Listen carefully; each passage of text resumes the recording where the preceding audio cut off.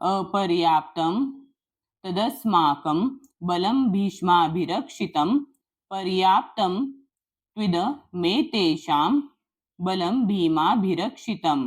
10. अपर्याप्तम अपरिमित, तत ते, अस्माकं आमचे, बलम शक्तिबल, भीष्म पितामह भीष्मांद्वारे, अभिरक्षितम पूर्णपणे सुरक्षित, पर्याप्तम सीमित, परिमित तू परंतु, इदम हे सर्व, एतेषां पांडवांचे, बलम शक्तिबल, भीमाने, अभिरक्षितम काळजीपूर्वक रक्षण केलेले. आमची शक्ती अपरिमित आहे आणि पितामह भीष्म यांच्याद्वारे आपण पूर्णपणे सुरक्षित आहोत. परंतु भीमाने काळजीपूर्वक रक्षिलेली पांडवांची शक्ती ही मर्यादित आहे.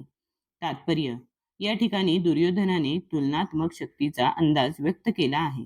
सर्वात अनुभवी सेनापती पितामह भीष्म यांनी सैन्याचे विशिष्टपणे रक्षण केल्यामुळे आपल्या सैन्याची शक्ती ही अपरिमित आहे असे त्याला वाटते.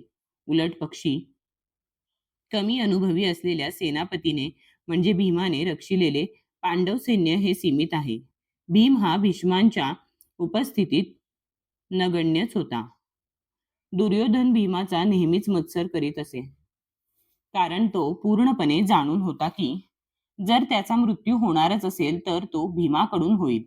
पण त्याचबरोबर अत्यंत श्रेष्ठ सेनापती भीष्म यांच्या उपस्थितीमुळे त्याला स्वतःच्या विजयाची खात्री होती. या युद्धात आपला विजय होईल या आपल्या निष्कर्षाचा त्याला विश्वास पटला होता.